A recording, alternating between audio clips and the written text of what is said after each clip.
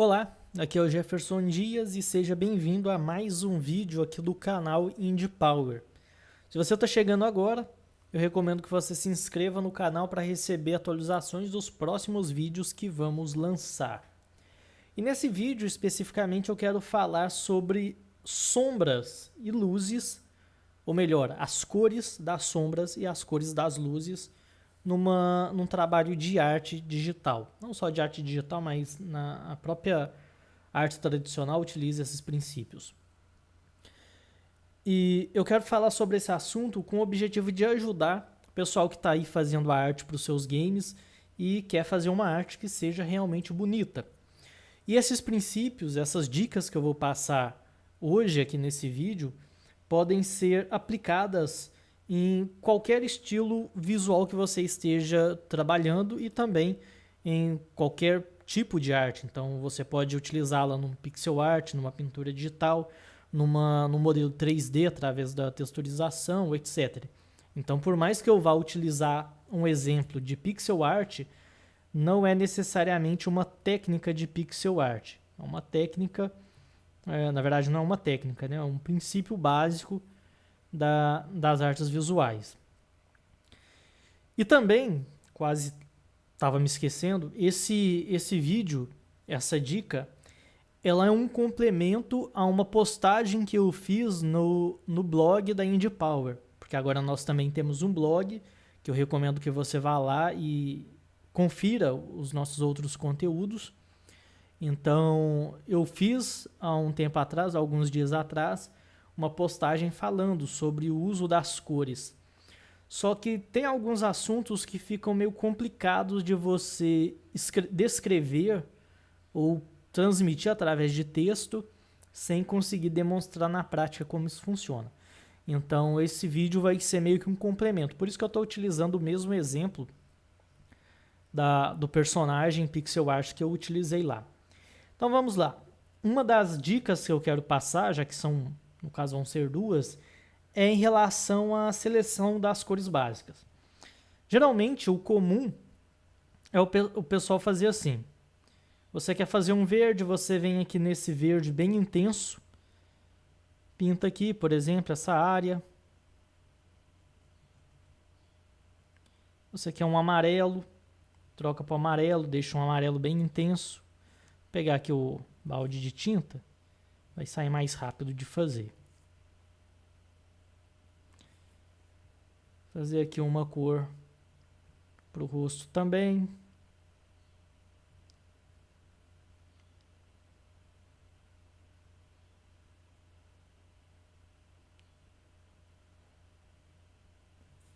Peguei essa daqui mesmo. Então, geralmente o pessoal seleciona as cores meio que no modo automático, pegando as cores ou que já vêm prontas na paleta do software que você está utilizando, ou então cores muito intensas, muito extremas. Quando vai pegar, por exemplo, uma cor escura, utiliza um preto ou um branco, ou a cor, uma determinada cor muito intensa, e por aí vai. Porém, essas cores muito intensas, elas devem ser evitadas, porque nunca é muito interessante você utilizar essas extremidades. Aqui no caso é um triângulo, mas dependendo do software vai ser um quadrado. Então você deve evitar essas extremidades. Então, ao invés de pintar uma coisa branca, pegue, por exemplo, um azul claro, pouco saturado, ao invés de utilizar um branco, por exemplo, até um pouquinho mais claro aqui, vai ser muito mais interessante. Se você vai utilizar um preto, ao invés de utilizar preto, pegue um azul escuro para substituir a cor, que não está dando para ver muito bem, mas é um azul escuro.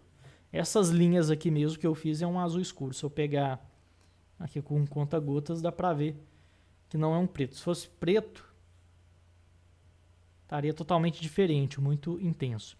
Então a primeira coisa é evitar essas extremidades, essas cores muito extremas, ou clara a ponto de chegar branco, ou muito escura a ponto de chegar no preto, ou uma cor muito saturada, por exemplo essas daqui. Nunca é legal utilizar, a não ser no caso aqui das cores saturadas, dependendo da iluminação que você está fazendo, você quer uma luz muito forte, você pode utilizar. Em alguns trabalhos, eu costumo utilizar cores muito saturadas, por exemplo, rosa, esse azul claro, quase ciano, para fazer aquelas luzes, a iluminação neon, que eu gosto de fazer em alguns trabalhos, puxando aquela estética mais cyberpunk, aquela coisa retrofuturista. Mas, no geral, eu gosto de trabalhar mais com as cores nessa região do meio. Nem muito intensa e nem muito clara demais, nem muito escura demais. Na verdade, a questão não é nem a claridade, é mais a intensidade da cor. Então, por exemplo, eu vou pegar aqui o verde, pegar esse verde básico, e ao invés de utilizar ele, eu vou puxar ele para a esquerda aqui, um pouco mais para cima, e tirar essa saturação dele. Também vou puxar um pouco em direção ao azul, e vou fazer esse verde, olha só. Muito mais interessante do que o outro. Não é um verde tão intenso. O nível de claridade está basicamente o mesmo, se for olhar. E no caso do cabelo, eu também vou fazer a mesma coisa. Ao invés de utilizar esse amarelo intenso, eu vou puxar mais para a esquerda e vou utilizar um amarelo que seja menos intenso. Ou seja, ele não é tão saturado. Mesma coisa aqui, vou pegar a cor do rosto, vou tirar um pouco a saturação. Aqui eu tenho que tomar um cuidado para ele não ficar pouco natural. Vou puxar um pouco em direção ao vermelho também e vamos testar aqui. Bom, já ficou melhor. Então a primeira dica é essa, evitar as cores muito extremas. E olha que aqui ficou bem mais interessante. Dependendo do cenário que você utiliza, isso aqui dá muita diferença. Quando você tem, por exemplo, um jogo que as cores são muito intensas, muito vivas, igual desse exemplo da esquerda, acaba sendo algo meio que ruim de observar. As vistas cansam muito rápido, inclusive. E eu, particularmente, não acho bonito. Eu prefiro cores mais suaves, que por mais que sejam bem destacadas, ainda assim não é uma cor tão parecida com o neon, por exemplo. Agora, outra dica importante é em relação às sombras. Vamos primeiro pelas sombras. Sempre que você tem uma sombra, o mais comum é fazer o seguinte, pegar a cor base, deixar ela mais escura. Você altera aqui e está aí uma cor mais escura. Essa é a nossa ideia intuitiva de como que seria as áreas escuras de um determinado objeto ou de determinada área do objeto. Mesma coisa aqui, ó. Vou pegar essa cor base, vou deixar ela mais escura e assim eu teria a sombra do cabelo, por exemplo. Vamos fazer aqui do rosto também. Deixa mais escuro. Então é muito comum a gente pensar que o ideal é fazer isso. É o intuitivo. Eu mesmo fazia muito isso quando comecei com arte digital, que é pegar a cor básica e simplesmente escurecer ela e pronto. Só que isso acaba gerando algo muito sem graça, vamos dizer assim. Você precisa deixar as cores do seu personagem, daquilo que você está fazendo, mais interessantes. Então, ao invés de você simplesmente alterar a luminosidade, que é deixar mais escuro, o interessante é você deixar mais escuro, mas também deixar a cor um pouco mais fria. Cor mais fria são cores que são puxadas em direção ao azul. Então aqui no disco cromático nós temos o azul e oposto a ele nós temos o amarelo. Porque o amarelo seria a cor quente e o azul seria uma cor fria. Então a gente tem que ter a seguinte lógica. As sombras não recebem luz, não recebem o calor do sol, por exemplo. Então elas ficam mais frias. Enquanto que as áreas claras que recebem a luz do sol, por exemplo, tendem a ser mais quentes. Então o que eu tenho que fazer na prática? Eu tenho que pegar essa cor base, tenho que deixar ela mais escura porque é uma sombra. E agora, aqui no meu disco cromático, eu vou levar o meu disco em direção ao azul.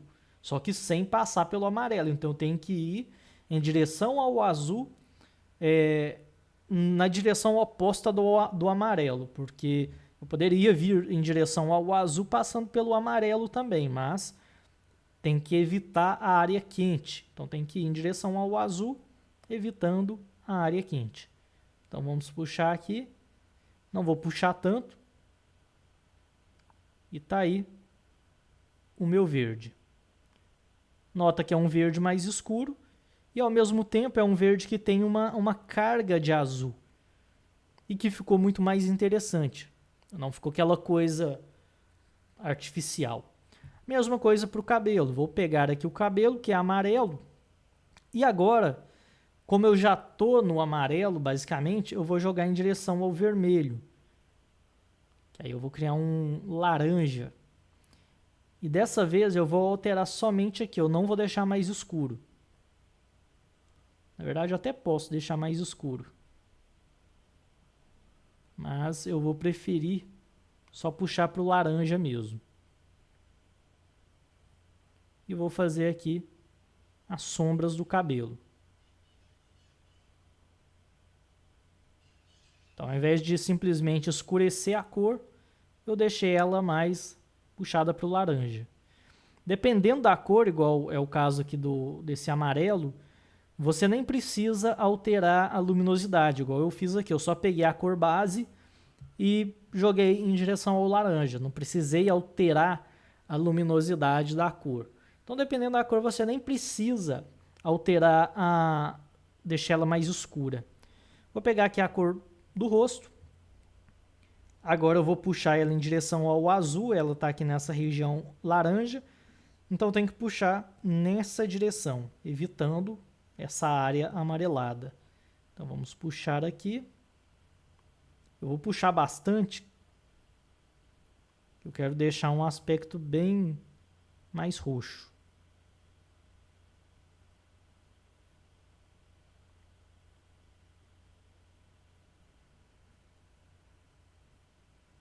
Deixa eu tirar esse pedaço aqui, acabou descendo muito. Então, beleza. Então, assim a gente trabalha as sombras, alterando não só a luminosidade, mas principalmente a temperatura. E dependendo da cor, somente alterando a temperatura da cor já é o suficiente para você fazer um tom mais escuro. Então, a gente pode dizer que alterar a temperatura da cor para você fazer uma sombra ou uma área de luz é mais importante do que alterar a luminosidade, que é deixar ela mais clara ou ela mais escura. Agora vamos para os brilhos. O brilho segue uma lógica parecida, só que ao invés de seguirmos em direção à cor fria, vamos seguir em direção à cor quente. Então vou pegar aqui essa cor básica, que é o verde. Se fosse vou começar por esse daqui, vou pegar esse verde. O mais comum seria deixar mais claro. Então, puxar para cá, por exemplo. E tenho aqui uma cor mais clara. A mesma coisa do cabelo. Puxo aqui, agora em direção ao branco. Vai deixar menos saturado a cor. E agora aqui do rosto.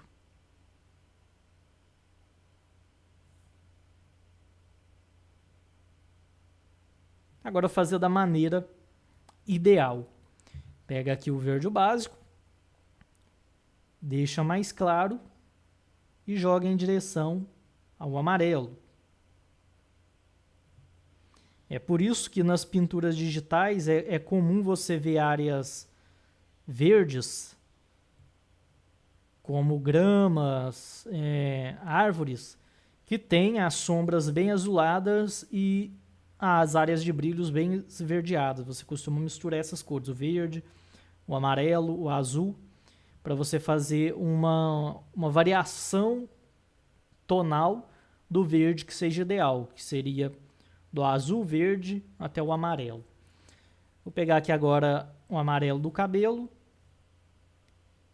Vou deixar aqui, porque já está no amarelo mesmo, não tenho o que mudar. Nesse caso, eu tenho que puxar em direção ao branco, não tem outra saída. Porque já está lá no disco cromático, já está na região do amarelo. E agora fazer do rosto. Pega a cor base, deixa mais claro e em direção ao amarelo. Deixa eu pegar de novo aqui, eu acabei escurecendo sem querer. É um amarelo e mais claro.